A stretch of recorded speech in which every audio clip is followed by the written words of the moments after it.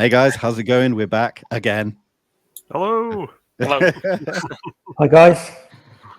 So another interesting period for the Calvine case. You know, it's come back into the limelight with this story that's just released in the Scottish Daily Record with the name that was on the back of the photograph. And yeah, let's start this conversation going back to David when you first got the name, and let's try and go through the kind of timeline of what we've been doing for the last 7, 8, 9, 10 months. Well, in terms of the name, I think we got the name around sort of May, or no, it must have been June or July last year from Craig Lindsay, and as I think we said on the last recording we did, that we decided to deliberately sit on the name, and which I think we've done now for about a good 10 months, precisely for the reason that we just wanted to see if anyone came forward when the original photo was first published in the Daily Mail, who obviously when you publish something like that, you get lots of people coming forward saying that they know something about the photograph or they're the photographer, and we thought that by not publishing the name, we could sort of hold some information back so that we could test the authenticity of any claims that were made. But bizarrely, no one has actually come forward to claim that that's their photograph, which I find utterly baffling. Although we'll get to this, but you know, there has been at least one person that's come forward who says that they were there at the time and they knew the photographers. Yeah, absolutely. Now, obviously, we fast forward to I think the 12th of August and the Daily Mail article which you wrote, David, and you know that was a double-page spread in the Mail. You know, obviously that suddenly within a matter of hours, if not days, went all around the world, and you know it was an extremely busy time for us all. And apparently one of the best read pieces on the Mail Online for the entire of 2022 in terms of number of clicks and shares, etc. Wow, I did not know that. That's impressive. Fantastic. So, I mean, I suppose after that, you know, that really is when our investigation ramped up, because, you know, we weren't just willing to sit on it. Oh, look, we've got the photograph out there. That's our job done. It was definitely not the case. So let's talk about the initial beginnings of the investigation after that. And I know this involves Giles here and our good friend Strafe Wilson, because, you know, the conversation that immediately came up was about the location and whether this was a reflection and all this kind of thing. So, Giles, do you want to come in on that and talk about the location on the photograph? Yeah, I mean, going back to we've obviously, when it was first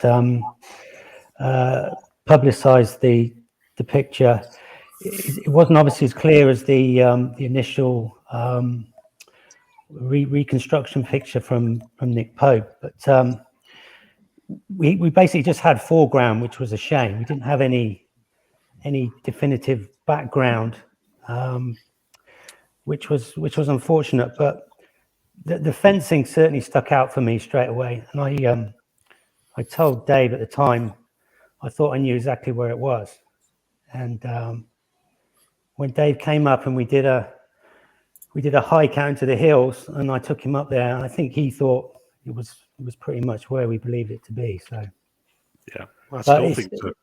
It's still ultimately, I mean, it's still a guess. It's just that little bit of information we've got from the picture. But I mean, I've even since August, I've hiked out into the hills, several miles out from Calvine, and there's nothing similar at all fencing wise.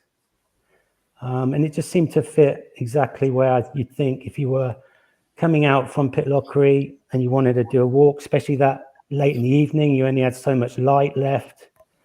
You wanted to do an hour or two's walk. You're not going to get very far before you're right out in the middle of nowhere. So for me, there's actually not that many places, if it is Calvine, where you can walk, because you're walking uphill, and you're walking up to a certain altitude, elevation, which I think clearly this image shows that it is at an elevation, because you would expect to see hills, mountains in the background. if you were at a lower elevation, you'd have some background. The fact that there is no background to me suggests that they'd climbed up to a certain elevation before taking the picture. So, and I stick by that. I said, no, where are we now? 10 months later. Well, yeah, 10 months later, and I've not found anywhere that I think would be more likely than Struan Point. Yeah, and like I don't want to speak for Strafe, but I know that he has, come up with a very similar description, that when you look at the shrubbery, the fence, and that there aren't many other locations that have those things in that kind of. No, there's not. No, Strafe thought the same. Yeah, we went up together, and he thought, this looks like a highly likely candidate. So, but again, it's our best guess. So. Yeah, excellent. Matthew, let's jump on to the start of September, because we found, I think you spoke to us, somebody very interesting from the RAF. Do you want to talk about that?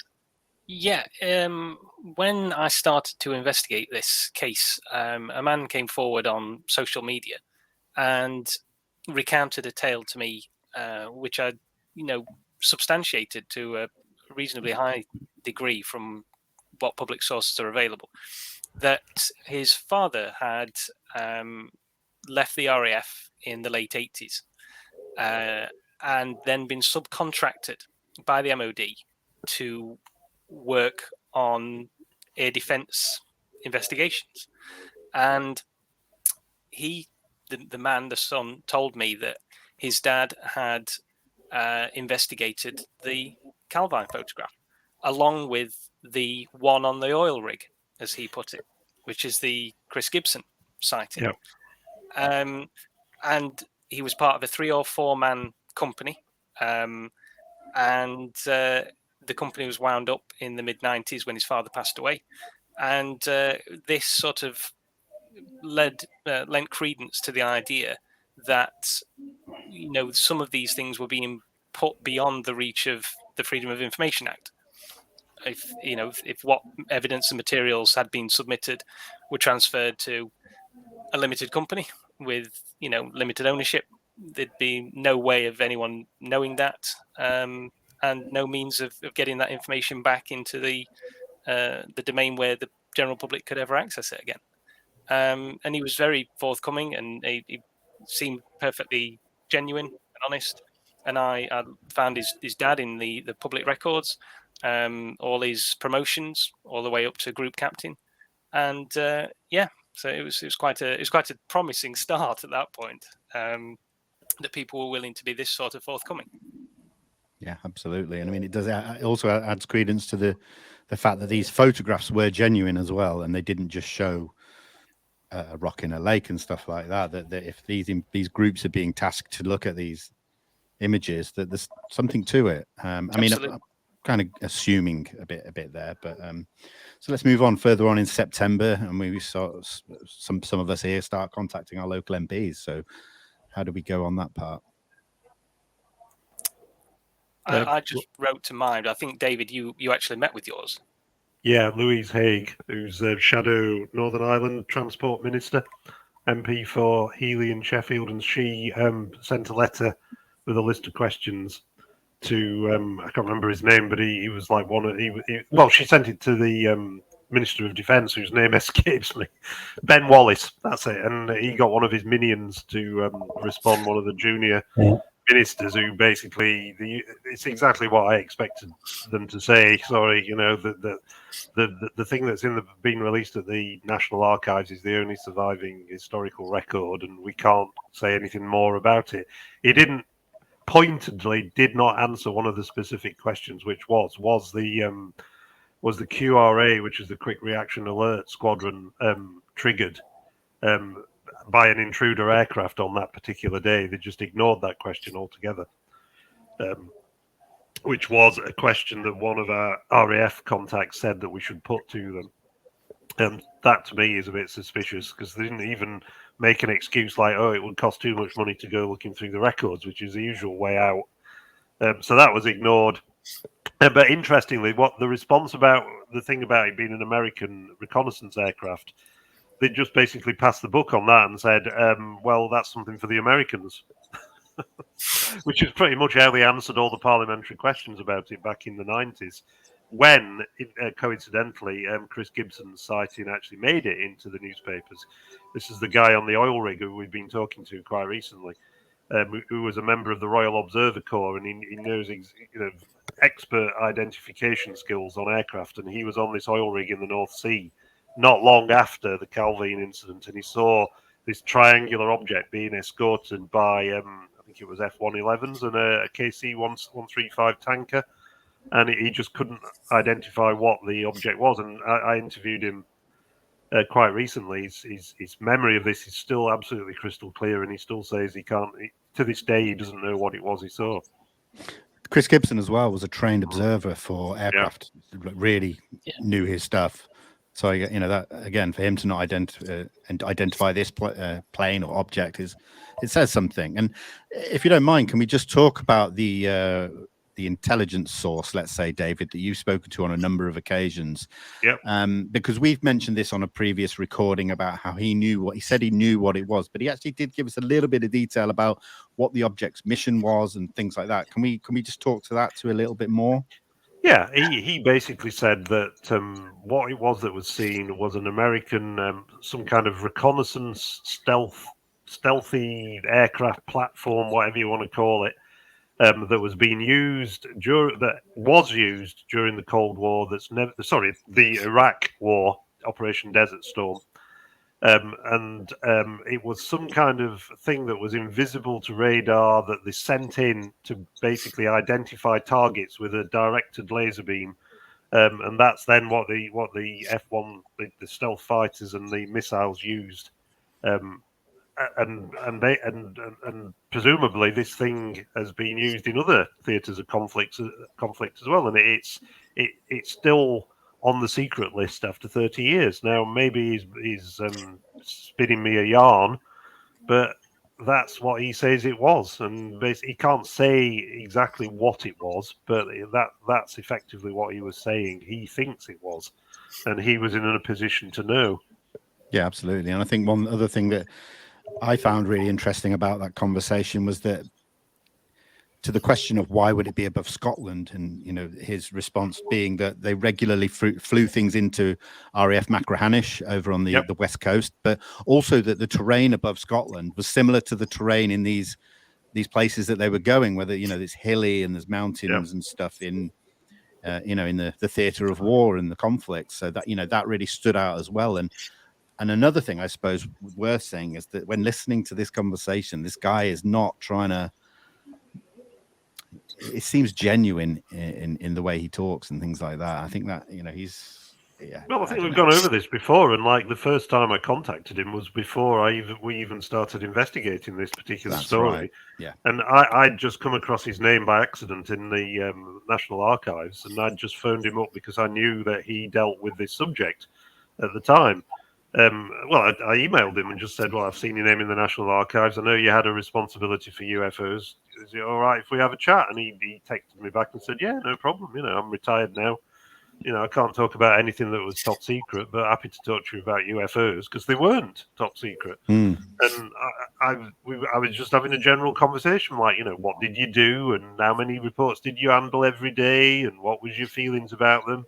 And I just sort of normal sorts of question. Was there any particular incident that stuck in your mind from that period that you were responsible for investigating UFOs?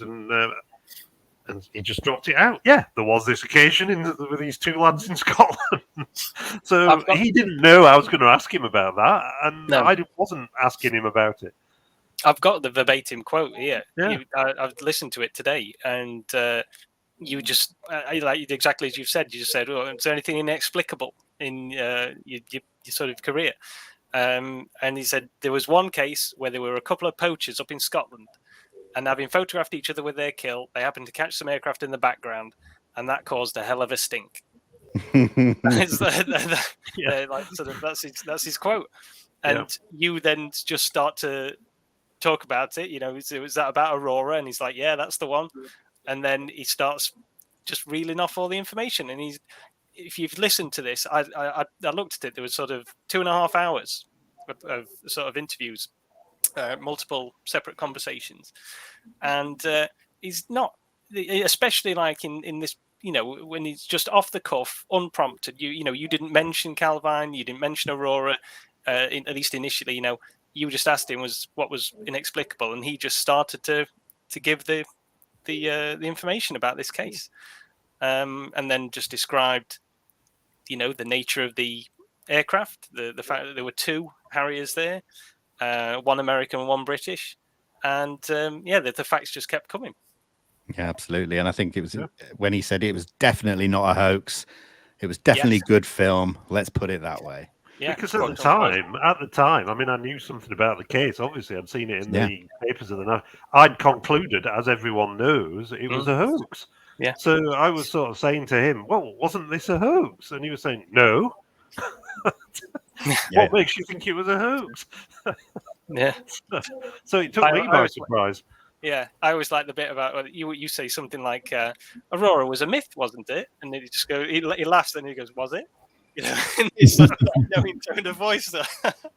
Yeah, I mean, to be fair, I mean, we have had contact with someone else from in British intelligence since, haven't we, Vinny? So again, obviously we've got to protect these people's identity, but he was telling pretty much the same story, and he was saying it was the talk of the office that they knew that this thing had been photographed, and that they had a big poster-sized version of it on the wall as well, and that as soon as their sort of head of defence intelligence saw this thing, it was immediately classified secret, and they were all told to keep stum. Well, this is the thing where I get a little bit confused. Was the photograph ever classified top secret? Was the actual photograph? Because it certainly doesn't reside in any of the MOD files pertaining to Calvine, does it? No, I think this second contact told us that it was classified secret, not top secret. Okay. There's a difference, obviously, in the the importance of something. But I think certainly by 2009, when they released that crappy photocopied thing about it, it must have been downgraded to unclassified by then. But when we say unclassified, they've still never released an official sort of really good quality image of it, have they? So we don't know, and because they're not very forthcoming about it, and they appear to have lost all their records on the subject. They don't know. This is the bizarre thing. Yeah, absolutely. I think personally there's a potential, and it's sort of reading between the lines a little bit. When it got sent to SecAS, it appears that somebody at that point made the copy that was on the wall that Nick Pope and Craig Lindsay have both said they saw. And then they were passed on to, on the assumption, I would imagine, that they just thought this was a fake. I can imagine that it comes in and they just think, oh, this is clearly just something like it makes a rock in a lake or something like that. And then it gets passed on to the DI-55. And if they were sent everything, it's a bit like when Craig, they forgot about the copy that Craig had got. They overlooked it. And I can imagine that there was a potential for something similar to happen with the copies that SecAS had. DI-55 gets it. They realise what it is, and it vanishes. And they don't go back to SecAS because that would, give the game away to people who didn't have a need to know, as it were. Of course. And I think that might be some way towards what happened. Because various people have said, how could it have been secret if they had it on the wall and all these various people were wandering in and seeing it? That hardly suggests it was top secret. But, the way you've just put it, Matthew, shows what's likely to have happened. And if you read some of the later stuff in the late 1990s, they didn't trust SecAS at all. In the they stopped sending them material. They didn't even send them the Condine report because they didn't trust them because of what Nick Pope had been doing with all his sort of, becoming a TV celebrity and everything. So it was like, it caused this huge rift between these two departments who dealt with the subject. Yeah, absolutely. And moving on, I think one thing that we have to keep mentioning as well is that although we're looking for these witnesses and stuff, we're still very much interested in these 2 Harriers or whatever the aircraft were. And, luckily we've had Graham Rendell doing great work on that. He's, our resident aviation expert. And I think it was in October that Graham had written an article for UAP Media, which pretty much ruled out, I think it's 2370 CU, which was suggested by Chris Gibson, who, the oil worker. So, I think that's also definitely worth mentioning, the aircraft side of the investigation. And Matthew, do you want to quickly speak to the fact that you've been looking into that recently by being on these forums and the aviation magazines? Do you want to just talk to that? Yeah, sure. Do you also want to mention the thing about various people have suggested it's not a Harrier, it's a Hunter? Yeah, I went on a forum called PP Rune, Professional Pilots Rumour Network, and the people there were really good. They were forthcoming. For the most part, they were really personable. There's various places where that's not the case, but the PP Rune was really quite good. And a lot of them people messaged me privately, and there was quite a debate as to the nature of the image. And then some people were convinced that it was a Hunter rather than a Harrier. And there was like the general conflict as to, well, it was a Saturday, and the Harriers simply just did not fly on a Saturday. It didn't make any difference. Pilots wanted their weekends. And then there was a suggestion that British Aerospace used Hunters as camera platforms. So they'd have, gun camera, wing cameras, and so on and so forth. And they'd fly alongside whatever new vehicle they were testing, record it, and then have that as playback, so you can see the visuals. We never really sort of got a final version. People were just content to say that the silhouette, given that it's quite blurry, could be one or the other. But it was certainly a possibility that it was a test if it was a Hunter. Although other people were equally adamant that it was a Harrier. And that played into the fact, with what we'd been told by the defence source, that the Diamond was being escorted. And that's why the Harriers were there. And that also was lent credibility by the fact that David found that there had not been a QRA in August 1990. Or rather, they had, but at the very end of the month. And obviously, I think they used tornadoes. Is that right at the time? So, and this was clearly not a tornado. So Yeah, that again, Lucas, RAF Lucas, where the QRA squadron was. Yeah, and that lent credibility to the idea that this wasn't being intercepted; it was being actively escorted. And then I went to the Scottish Air News, which was like a air spotters enthusiasts magazine at the time, and they went back and looked through their archives for me, and they'd got no records of Harriers at the time. So the mystery source of the Harriers continues. But if Machrihanish is, as the defence source suggests, the place where the origin of the Diamond, that housed US Navy SEALs, all sorts of secret things Special went on Forces. there. Special Forces. It was the abort zone for the with like one of the longest runways in the world. So you could land absolutely anything on it. Yeah, if you needed to have a space shuttle come in at an in-flight mishap, you could land it there. That's how long this runway was. So you could get all sorts in and out of there. And its location is very remote. And also the operation record book of Machrihanish for that year has just been opened at the National Archives, which, as the three of you know, I checked just a couple of weeks ago. And although obviously it doesn't say, yes, we had this prototype aircraft flying from there, it does actually confirm that US Navy Special Forces were operating from there at that particular time. Interesting. Absolutely. I just think it was worth mentioning that the investigation still has multiple prongs, let's say, and another one of those prongs was the origin of the photographs going to the Scottish Daily Record, and I think it's in early October. David, you spoke to the news editor Malcolm Speed from Malcolm Speed, yeah. He was news editor at the time, and he contacted me, having seen the story in the Daily Mail, and said, yeah, he remembered the story. He was news editor And he remembered the photograph arriving at news desk and being shown it by the picture editor, Andy Allen, who we know sadly deceased. He really was the key to the mystery, solving the mystery, but unfortunately he's not here to answer our questions. But Malcolm Speed remembered being shown it, and unfortunately for us, he was just about to go on annual leave for 2 weeks. So he basically left the scene and told me that he had just assumed that when he got back that there'd be a double page spread, it'd be on the front page, all the rest of it. And he said when he got back, nothing, not a dicky bird, and no one would talk to him about it. The Andy Allen would just non-committal. Oh yeah, he'd sent it to the RAF, and they'd told him it was a fake. He said he'd tried to speak to the editor, Endel Laird, about it, and he just would not discuss it at all. Just said, leave it alone, don't want to talk about it. He said it was really utterly baffling, their attitude.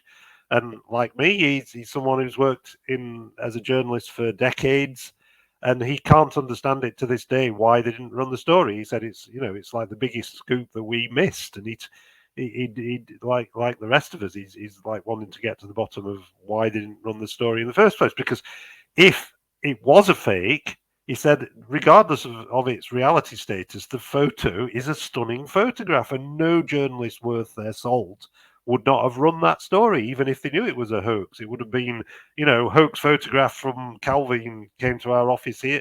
The record of solved the mystery. We sent it to the RAF, and the RAF told us it was a fake. Here it is. You wouldn't not run the photograph. And then, of course, we had this Stuart Little character, didn't we? The guy that came forward and said that he was a freelance journalist at the time and remembered seeing the other 5 images in a strip of negatives pinned on the wall of the office the photographers used in Glasgow. Now, I'm sure he did see something. I'm not sure about the rest of the story, but this all seems to stitch together that there was something about the photographs that is genuinely mysterious, and the reason why just as mysterious as the photographs is why the record didn't publish in the first place. Yeah, absolutely. And this is around the same time that, as we're pursuing this active investigation looking for Kevin Russell, we get a source, let's say, who gave us the surname Russell for a man and a woman who we believed may be Kevin Russell's parents. So who I forget now if that was Matthew or you, David, that first got those names. Who was that? This was someone who contacted a colleague of ours, another ufologist, and I'm not going to say who it was because I don't want to reveal the name of the contact. But he came forward, and I had a lengthy correspondence with him, which it's still ongoing. In fact, he first contacted me when I was at a conference in Canada, and this must have been like before the Mail published my story about this. And he basically said that he worked with the 2 people who took the photograph, and he's been able to give me their first names, but not the surnames.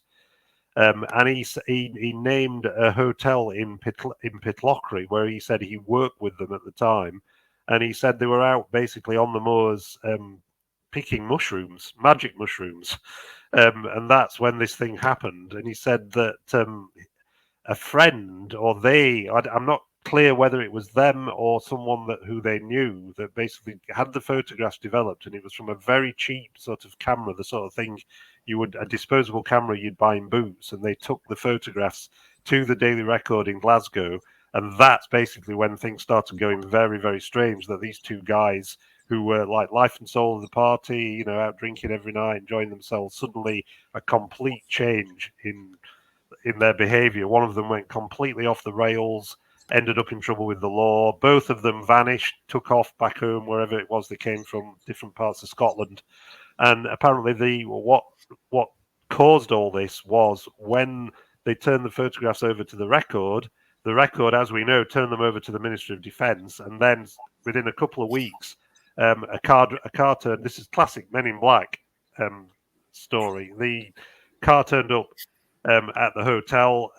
2 guys who said they were from the Ministry of Defence questioned all these people who were involved in this, working in this part of the hotel.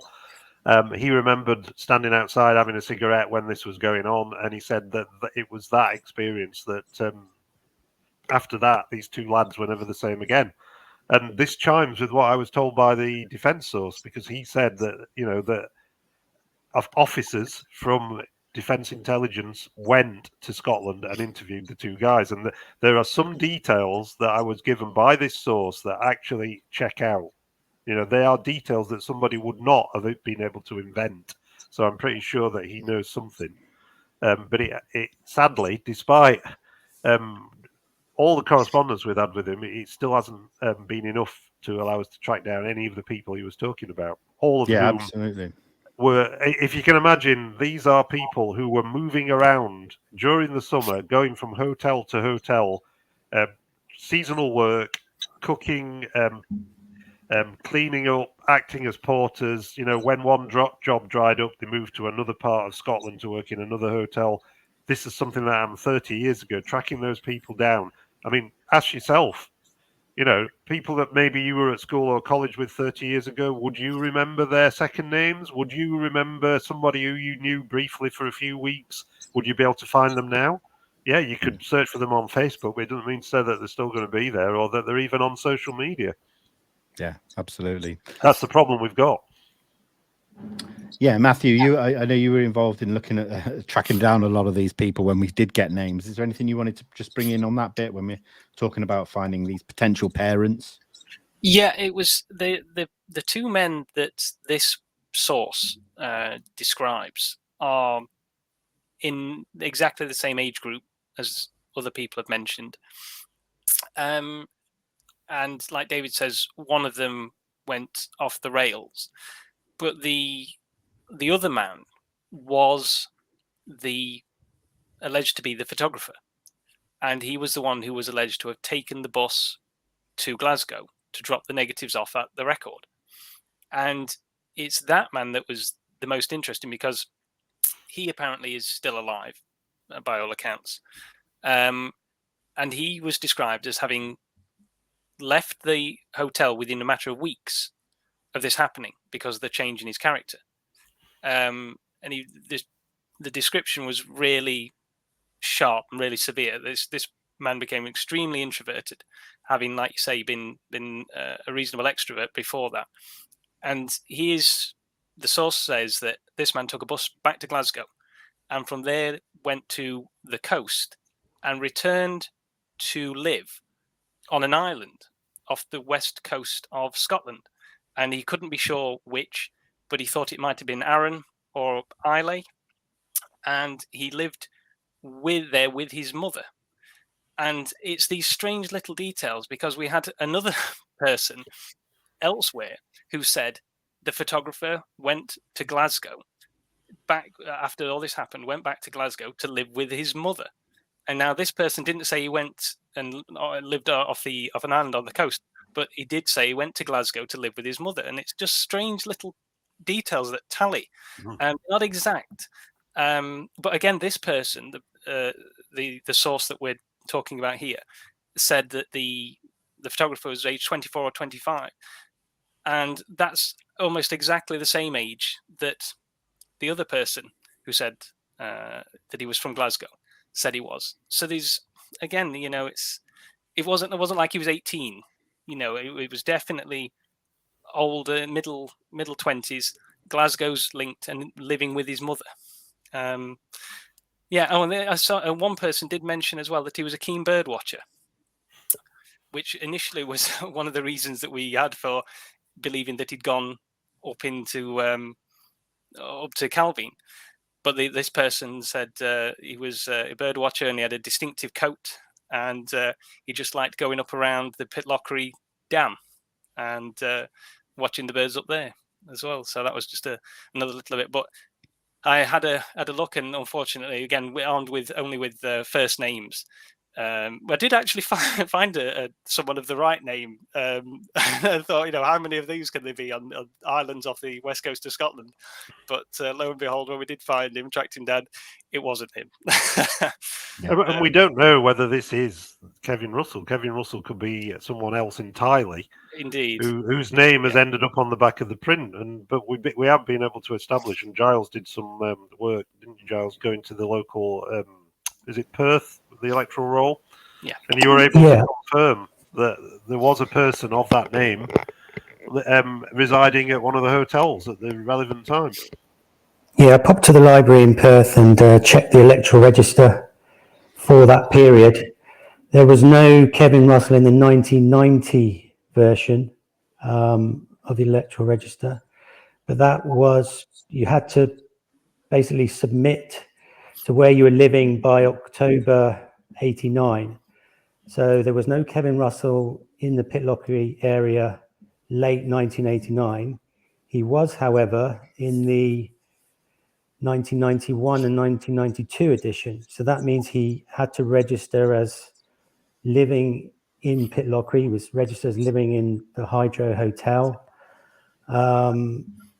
So that would have been between October 1990. No, sorry, yeah. Yeah, that's right. October 1990 to October 1991. So he was only in the area, this Kevin Russell, if it was him, he was only in the area for a year or year and a bit at most, which is quite normal. I mean, like Dave said, it's a seasonal town, Pitlochry. You sometimes come in and just work for the summer, and then you go. And often it's young members of staff. You'll maybe just do one season and go. So it's no surprise that he didn't appear anywhere else. As I said, I did check a wider area. I checked other towns locally, Aberfeldy, and then further down to Perth. And there's no other Kevin Russell in Perthshire, as far as I could tell, around that time. The only one mentioned was Kevin Russell that lived at Hydro Hotel, because staff would live in because there wasn't enough accommodation. So the hotels would provide accommodation. So he lived in that hotel, was registered at that hotel anyway, just for those two years. And that was I think you just worked 1 out year, the I think. odds, didn't you, Matthew, on it being the wrong one? And Yeah. The odds were staggering, given the number of people in Scotland. 5 million or so, and there being just over a dozen possible Kevin Russells of the right age. The chance that this Kevin Russell's definitely the name on the back of the photograph. Craig Lindsay said that text in red was there when he got it from the record. And this man working for this one resident for this 1 year of the right name in a small town like Pitlochry, it's just tens, if not hundreds of thousands to one against.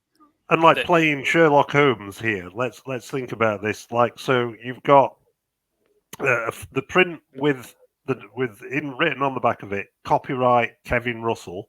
Yeah. We've got a Kevin Russell who is on the electoral roll at the right time, living in a hotel or resident in a hotel in Pitlochry. We've got Craig Lindsay being given the number of the person whose name is on the back, presumably Kevin Russell, to ring, and the guy who answers the phone answering the phone in a hotel in Pitlochry. What are the chances of it not being this Kevin Russell? Yeah. So I throw that over to you, dear reader, to make your own conclusions. But he still hasn't found Kevin Russell for us, has he? Another bizarre twist for us was, of course, I mean, there are three large hotels in Pitlochry. There's the Hydro, the Athol Palace, and Fisher's. And at some stage, this guy's been linked to each one, which has sort of made this trying to track him down even harder. There's someone said, oh, he was at this hotel, he was at that one. So, which has just made, we were totally thrown by the Hydro. Hydro wasn't actually in the equation until I went and checked the Electoral Register in Perth. We thought it was either Fisher's. Well, first of all, we thought it was the Athol Palace. Which is what Craig said he remembered it as being. And Dave, you spoke to the manager there, didn't you, last year? Yeah, And then we tried the Fishers, and then you contacted the former owners of the Fishers. we did the Padfields. Yeah, And then suddenly it's turned up. It was actually the Hydro. But I think, like we said before, the staff, I think, all often knew each other, and they probably socialised with each other. So that's probably where some of the confusion came. So I've had it confirmed to me by several people that the staff from the Hydro drank at the Fishers. That was their quote unquote watering hole. They're local. So there isn't an issue with Kevin Russell working at the Hydro and not being potentially linked with the events and the people at Fishers. It's an easy link. Nobody I've spoken to has questioned that that's a possibility. Yeah, absolutely. I mean, going through, we're in December of 2022 by this point, where we've got names, all through December into early January. You're going through all of these potentials. David writes to a few in Glasgow, actually sends them letters. Yeah. And then we're getting into January with this, and we're not getting anywhere. But Matthew, do you want to talk about this tribunal that you actually got going on? Yeah, this is my attempt, because once we'd got the name, we sat on this name for 10 months. We didn't just blurt it out because we were conscious that there was a chance the man didn't want to be found initially, and we weren't clear on the reasons for that. But we have tried our absolute utmost privately to try and locate him. And one way in which we did that was to go to the National Archives, which has these former MOD files, and ask them for the name. And the name of Craig Lindsay and presumably Kevin Russell are both present in this DEFE file. But it's being withheld until 2076 on the grounds of privacy, personal privacy, with the alleged fear that to name these people will cause them substantial harm and distress. And I asked the National Archives to let me have the name, and they refused. I appealed, and they refused. I went to the Information Commissioner, and they issued a preliminary ruling refusing. I asked for a formal ruling, and they refused. They said no. And then I took it to the first tier tribunal, which is like the fifth stage. There are more beyond that, but it's clear that this is not going to be resolved in that manner. And it became clear to me it isn't possible to argue by means of evidence and logic. It can only be argued on a point of law, and the law is the law. Disagree with it as we may.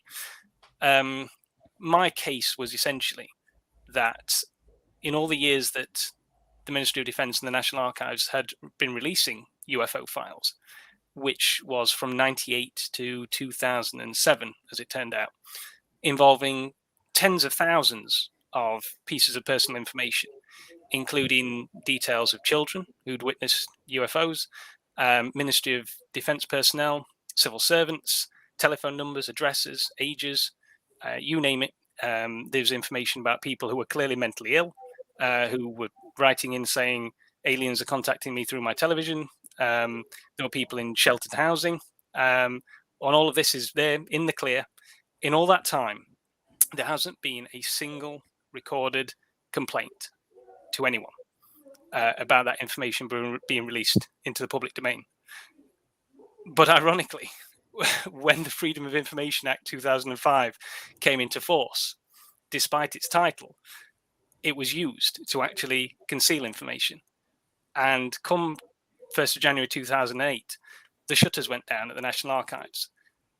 Prior to that, every piece of personal information is there for anyone to see. And the Press Complaints Commission, the National Archives themselves, and IPSO have confirmed to me that there has been not one complaint, zero. But after that, the great fear, apparently, was that these people would be approached by the press and people like ourselves and they'd be traumatized by these interactions, despite there being literally no evidence to substantiate that belief. And no one is allowed to see this information now for 84 years from the date, the last date in the file, because the assumption is if someone is an adult, they are assumed to be 16 at the time, which again is a low age, especially when you're dealing with civil servants and people like that. And the 100-year rule applies, so you have to wait until essentially they are guaranteed to be dead before you can know their names. Yeah. I think it's worth reiterating that this is the file that you were going after. This is the file that was misreported. I think it was in the Scottish Sun that the photographs had been reclassified until 2076. And that's when the whole UFO community blew up with saying these photos have been reclassified again. But this is, we just need to reiterate this, which I continue to do often. It's that not Calvine, a file. No. It's just it's one sheet of paper a document that you can actually read. It's just that the two names have been blanked covered out. by black. Yeah. Now, what we've got to be clear about here is that earlier on we were saying there must be a file on this case, which is the one that has probably been moved out of the whole system, given to something like BAE Systems or some private contractor. Yep. You know, somewhere there is a file on this, got to be but it's not in the public record system. The one we're talking about is simply the two names on a sheet of paper that is in a file that's been released. Yeah, all the pieces of evidence that are referenced. Yeah, but that's far too complex to explain to your average reader of the Sun or the Daily Mail. But the absurdity of it is, even like, say, Craig Lindsay's name was redacted, along with the telephone number, the 1990 telephone number for RAF Pit Reevy. Yeah. Now, I imagine that isn't even, if you were to dial it, I doubt you'd still get through, given that the dialing code's presumably changed. And even when we had a signed statement from Craig to say, I was contacted by David Clarke in 2021, I think it was the first time. 32 years, 2022, 32 years had passed. No one else had contacted me. I happily spoke to him, handed the photograph over, was photographed, appeared in the Daily Mail, and subsequent to that, no one contacted me. Literally no one. This great allegation, this great supposed fear that these people will be harassed and doorstepped and be phoned at all times of the day and night, and no one. And that's in a signed statement from Craig Lindsay, and yet that's the justification used to keep these details secret. Yeah, that's the thing, absolutely. And this is leading us right up until the end of January. Go on, David, if you had something to... Well, I was just going to say to Matthew, I mean, can you explain, Matthew, all the different Kevin Russells that you've contacted, because, I mean, you've been in touch with literally hundreds, haven't you, all across the world? You're not harassing them. It's a simple, this is what investigative journalists do every single day. It's like someone's in the news, you contact them and you say, I'd like to ask you about something. Would you be willing to talk about it? Or are you so-and-so that I'm writing a story on? And if you do it politely and you don't, if they tell you, I don't want to talk to you, please go away, you don't bother them again. This is a perfectly legitimate thing to do. And the National Archives and the Ministry of Defence are just using the law to prevent legitimate investigative journalism. I've made this point before, and I may sound really boring to keep banging on about it, but it really is central to having a democracy, actually being able to do things like this. And Matthew, you just summarised what you did to try and track him down. Yes, so when we got the name, that was like a fantastic moment. We thought we're almost cracked this. Little did we know, because there was sort of the implicit fear. It was like, oh, we've got the name, fantastic. Oh, it's Kevin Russell, and it was clear. It was very apparent that that's a very common name, even in a country with a relatively small population like Scotland. Just at first search, there were 24, 25. In England and Wales, there were over 200. And then I we tracked them down, and I remember, like, Vinny, you found the first man on Twitter, and he was a fell walker, and he was Scottish, and he was posting photographs, and it's like, it's got to be him. And no, it isn't. And then, are you named after an uncle or anything like that? No, I'm not. And so, okay, thank you for your time.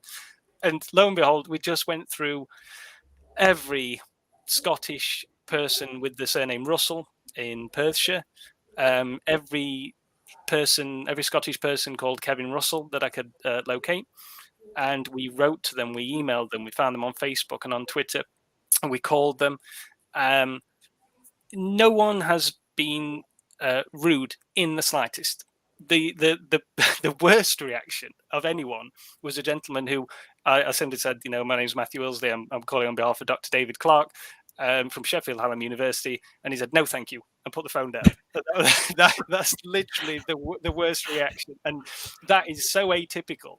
But also, Matthew, there was the one who of the ones I wrote to, one of them came back and said, "Oh, I'd love to. I am Kevin Russell. I'd love to be the Kevin Russell, but I am not. I've read about the story, and I wish it was me, but it isn't." Yeah, no, absolutely. People are just intrigued. I spoke to a vicar, Mr. Russell, in Perth, the Perth area, and he had me on the phone for 20 minutes talking to me about the extended family. Now he was going to talk to all these various Russells to see if they knew a Kevin. And I've been around the world. I found people who worked at the Pitlochry Hydro who now live in Australia, and I found them, and I was very certain to make sure that I phoned them at a decent time. I didn't want to ring anyone in the middle of the night. And they were perfectly polite. Yeah, I've got various memories, and I can't recall very much. You can understand it's that long ago, but I wish you well. And then we were advised at one point that Kevin Russell's mum might have worked at the Pitlochry Festival Theatre, and a lady on Facebook was incredibly kind. She found me, sent me messages. I've had a back and forth with her over a great number of months, and she too had worked at the theatre and had kept the programmes. And these programmes were incredibly detailed. And listed literally everyone from the managing director to the principal cast to the car park attendants and the people who wash the pots. Everyone's listed. And this lady, Mrs. Russell, was listed there. And I went and found her, and long story short, one son lives in New Zealand, one son lives in Utah. I found them and phoned them, and I found her in France. And unfortunately, it wasn't her. But again, she was amazed when I found out. I'm very careful to say, I know you don't know who I am, and I'm asking you to confirm information about your life, but this is the reason why we're doing it. And once I'd done so, and in a polite, friendly manner, she was absolutely fine. She was just, "Oh yes, I'm." Again, like with the other person, it's like, I'm sorry, I'm not the person you're looking for. And yeah, so all in all, about 300 Russells. Unfortunately, a very common name in Scotland, and about 150 Kevin Russells, and no hits, unfortunately. Yeah. A lot of non-responses, it has to be said.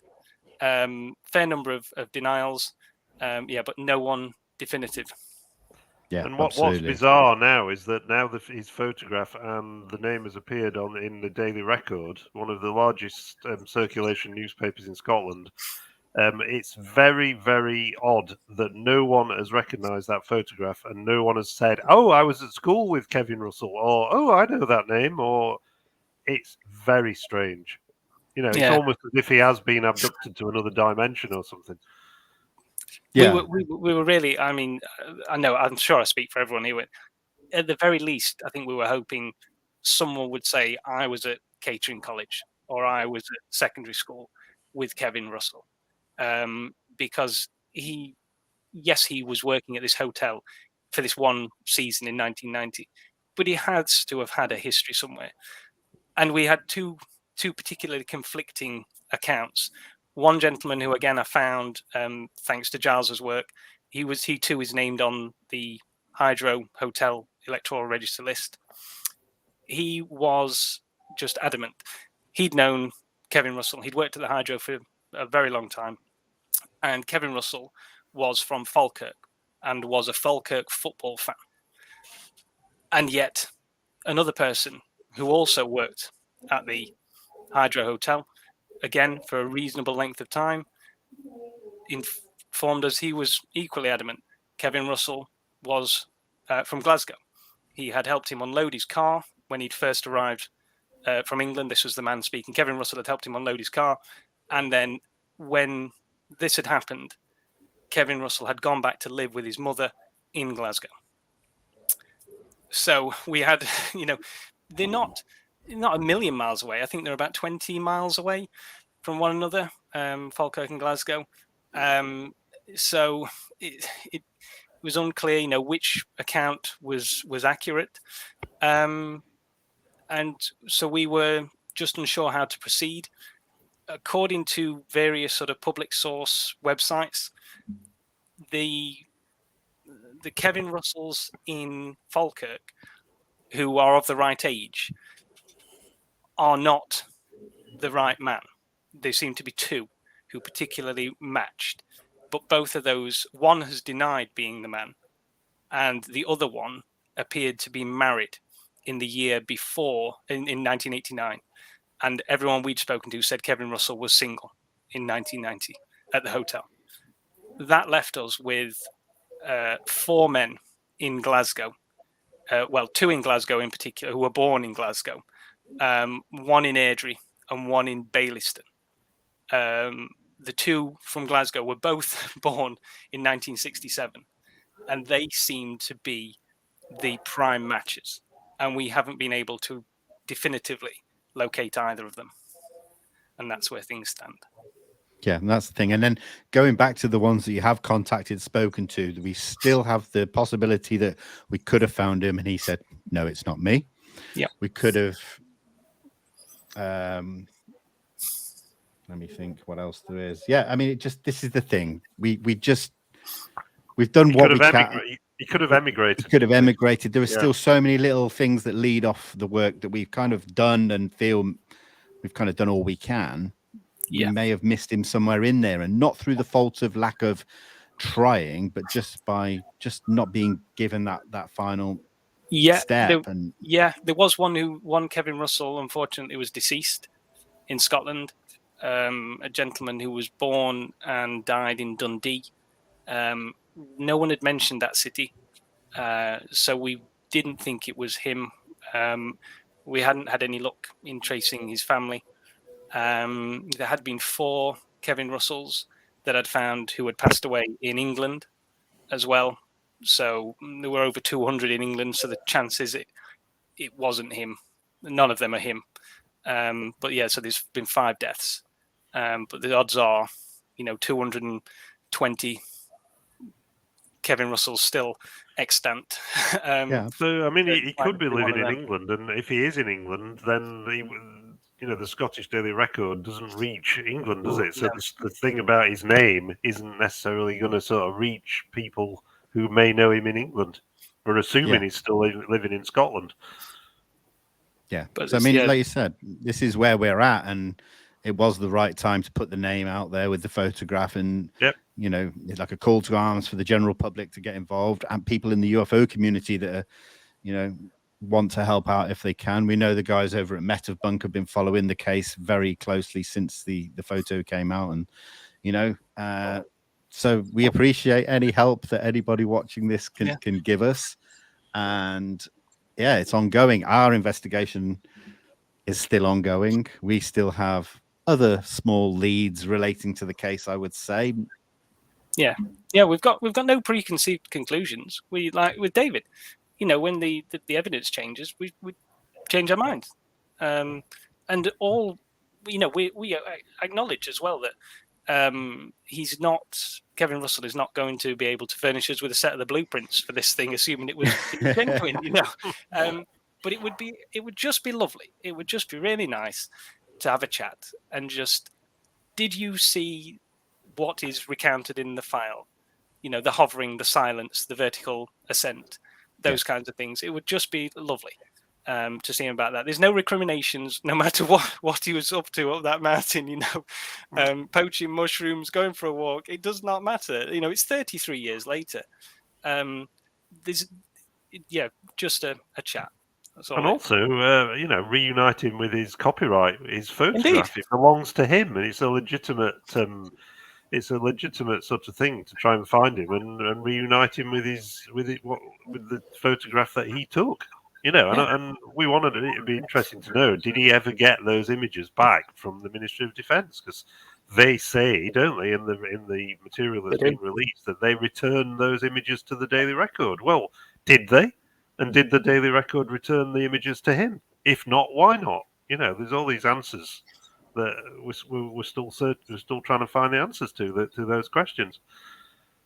Yeah, that's it. So, it may not be the video update that people would really like to hear from, but we thought it is valid to kind of give this update that shows just how much work that has been going on since it hasn't stopped, basically. No. And as a four-man team, there's only so much you can do with our everyday lives and jobs and families and stuff. Exactly. So, any help is appreciated going forward.